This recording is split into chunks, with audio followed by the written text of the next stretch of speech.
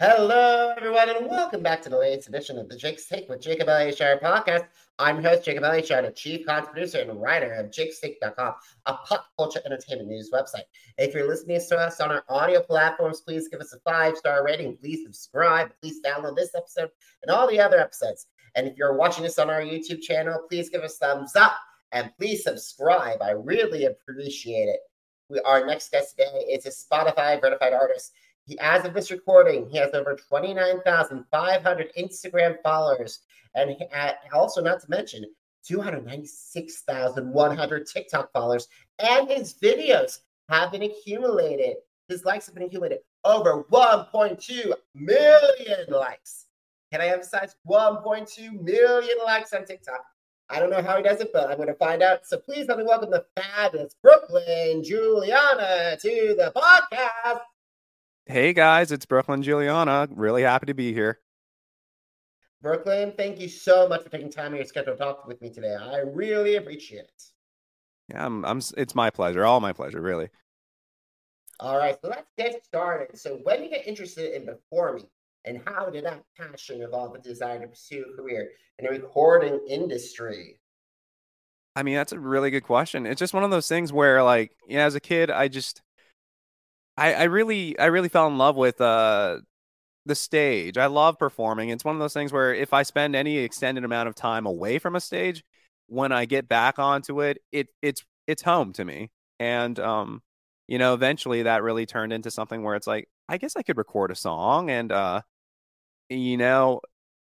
really love the recording process. And then which I discovered through that, I discovered just creativity in general, and I love making things. It's an outlet for me.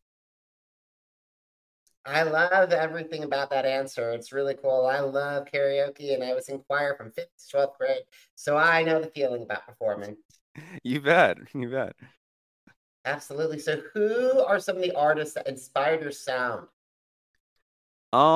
My goodness, my sound. Well, do I even have a sound right now? I don't know, but this last record, Thinking About You, is a step in that direction. I don't know if there's an artist in specific that's inspired that, but what I'll tell you is I've got an album that I'm working on right now, and there's influences from all over the world. I'd say there's a bit of Japanese rock that's influencing what I'm doing, because just as a kid, my mom took me to a concert one time, and I was just blown away by just the theater of it all. And here we are, and I hope it surprises people.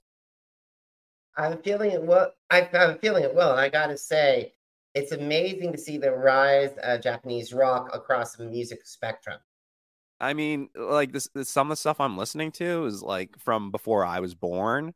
It just and it just like rediscovering that stuff. It's been just like super like healing for me, just kind of reconnecting with my childhood, and that's what's happening on this on my new album. Absolutely, and I love reconnecting to old material as well. Like I still remember, I get the chills. Here, like would do on my workout playlist. There's like random songs like Bon Jovi's "It's My Life" and Britney Spears' Wow. "Is Stronger." The people like the songs that played and then Backstreet Boys' "Larger Than Life." Those are the songs that played a huge role of my upbringing. Oh, that's crazy. It is. But we're not here to talk about all of them. We're here to talk about you, Brooklyn. Well, thank you very much.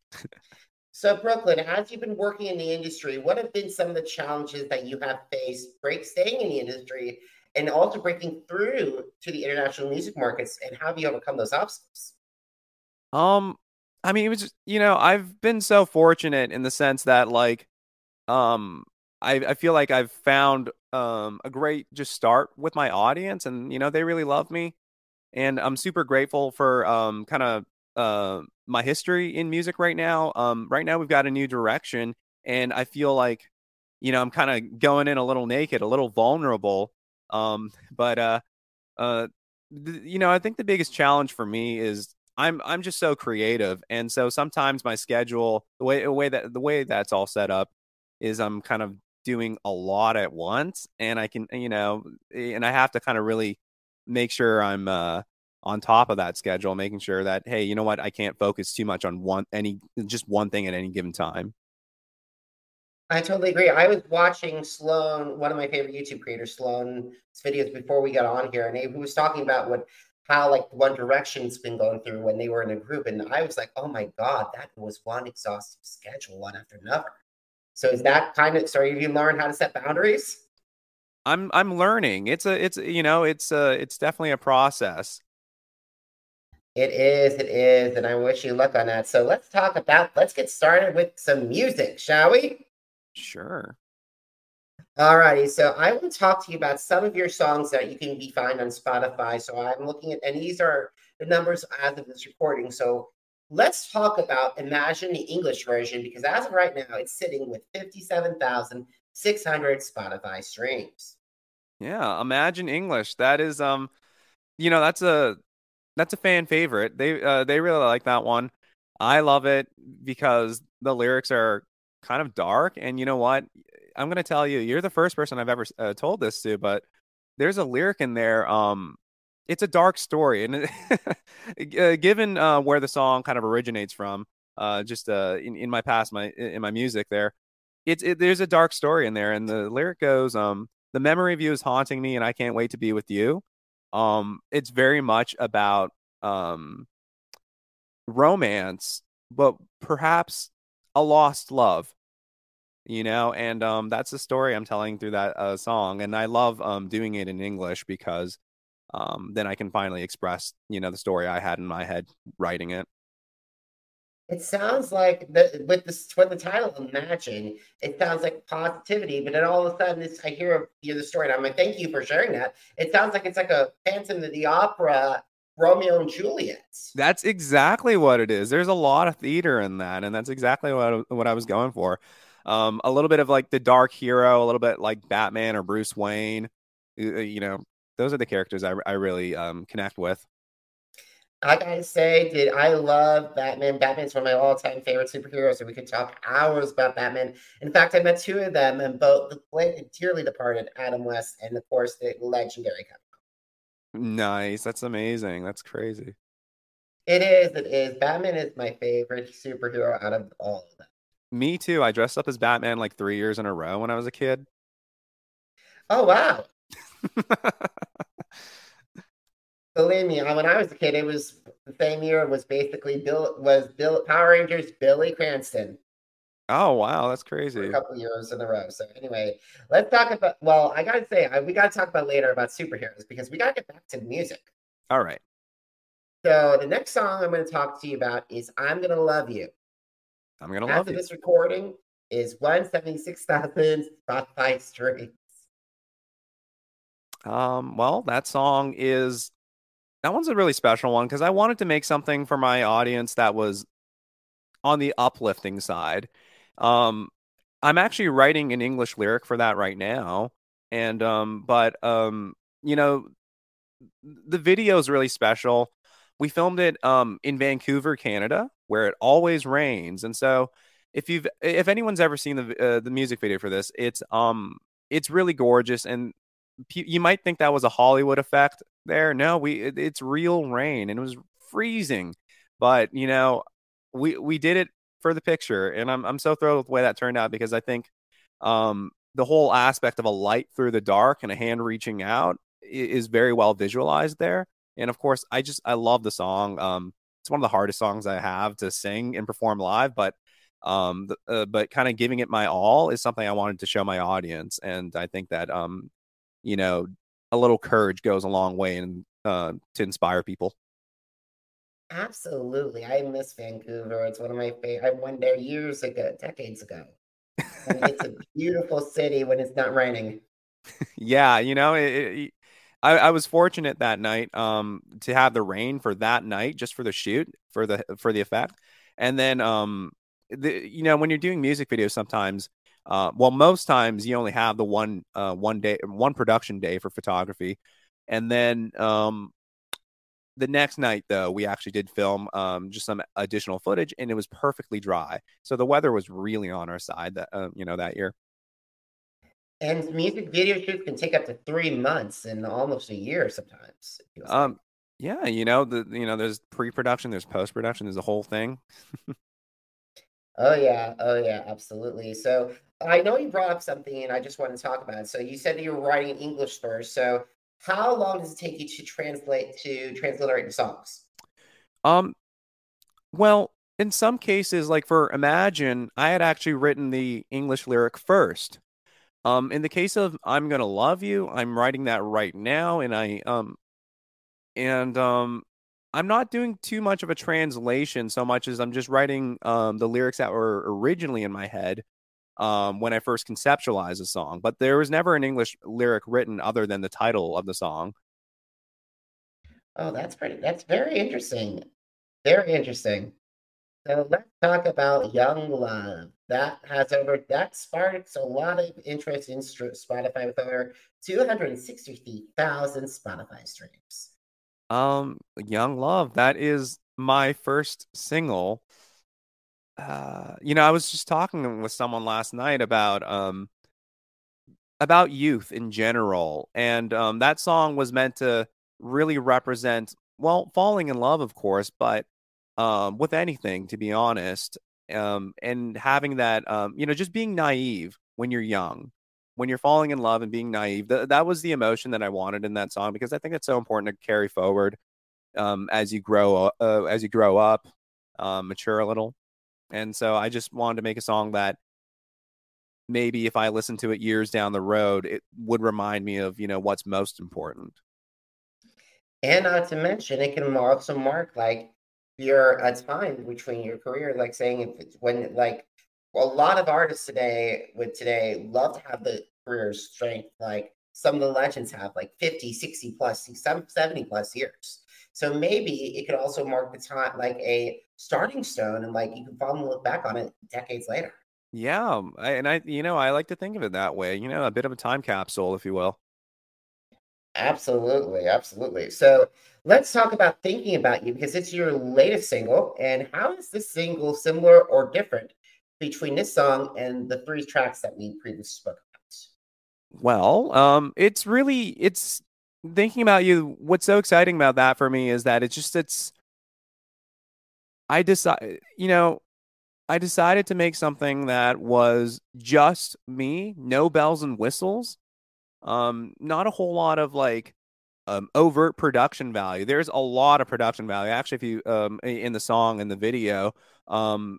Just but just a cleaner, more concise direction there because I didn't want to present with, a whole dance number, and I didn't want it to feel artificial in any way. I just want to kind of strip Brooklyn down to its basics, um and I watched the thing and I listened to the song. I actually listened to it like for the first time a few weeks last night, and I found that I'm really starting to like that guy that's there. I'm starting to like Brooklyn. He's all right. That's great to hear. That's great to hear. So let's talk about dream collaborators, singers, songwriters, producers, and musicians in the future that you would like to collaborate in the future, and how would they help you enhance yourself? The whole collaboration thing is tough for me because like I'm my own worst critic, and so I can't imagine I would even like a song that I did with my favorite artists out there. But if I had to pick one artist that everyone knows that I'd love to work with, it might be Ariana Grande. She's just so phenomenal, and I'm here just to manifest that. Well, let's freak it out into the universe. And I gotta say, well, hopefully Ariana Grande will get wind of this. Yeah, I hope so. And also, I have an Ariana story to share with you. Do you? I met her when she came back, just as she was starting out when she was promoting The Way in Kansas Wow. City. And I was backstage at my local Mix 93.3 all media access. And I got to meet her and gave her a huge hug and told her she had a bright future ahead of her. Wow. And you know what? You were right. You were so right. I'm glad to hear that. I'm glad to hear that, Brooklyn. That's great to hear. So anyway, gotta say, I admire your social media strategy because the thing is, your content has gained thousands of followers on Instagram, and not to mention 1.2 million likes on TikTok alone. I have no clue how that happened. All I all I really know is that and I told this to my manager last year, is that I want to give the best concerts I possibly could. And that kind of caught wind on TikTok. And the rest is history, I suppose. Fairly recent history, but um I just focused on that. I'd never really thought about the numbers of it all at all. It's like, do you have like any one memorable video that you got a lot of great positive response? Some of the weirdest videos kind of went semi-viral. I've got like hundreds of thousands of views on this video of me ranting about McDonald's. And so to me, that was particularly memorable just because I was just ranting about McDonald's and how the calories really aren't that bad. That's probably my favorite one. Yeah, I like, first of all, I gotta say it's very interesting. Like, if you pick the right things at McDonald's, it's fine. It is totally fine. Absolutely. So we gotta start winding down our conversation. So if you had the opportunity to speak with artists who are going through a transitionary process in their career, what advice would you share to them? I mean, for me, like, this has been so like just liberating. That's the biggest thing. And so the past 4 or 5 months for me, transitioning out of what I used to do into the kind of music that I'm hoping to make more of in the future. I think you just have to trust your gut. I was just talking with my manager the other night, and I said, and I'm sure everyone says this, but the heart is much faster than the brain. It's much quicker than the brain, and make sure your heart is kind of choosing the direction, and your brain will tell you how to get there. And that's kind of something I've learned the past few months. Absolutely. So last question, are you ready? Sure. All righty. So Brooklyn, where can I find your music? And number two, where can they connect with you on social media? Well, I am Brooklyn Juliana everywhere. There's a website called brooklynjuliana.com that we have where you can find everything I've done. And of course, if you want to find me on Apple Music, Spotify, excuse you. I'm sorry. That's fine. If you want to find me on streaming platforms, it's Brooklyn Juliana. All righty, guys. So if you missed the chance to miss an episode of the Jake's Take with Jacob Elyachar Podcast, visit our channels on Apple Podcasts, Deezer, Google Podcasts, iHeartRadio, Podcast Addict, Spotify, and Spreaker. So once again, Jake's Take with Jacob Elyachar, JACOBELYACHAR. Now, are you on my social media? Because I'm on social media too.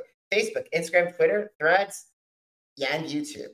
So Jacob Elyachar, JACOBELYACHAR. And if you want to find out my take on new music and check out more interviews, what's going on with America's Got Talent Season 18, and past coverage of The Masked Singer, visit jake-take.com. Brooklyn, thank you. Thank you so much for taking time out of your schedule for talking for me today. I really appreciate it. Thank you for having me. The pleasure was all mine. All righty, guys. Thank you so much for watching. Thank you so much for listening. Until next time, have a great one, everybody. Goodbye.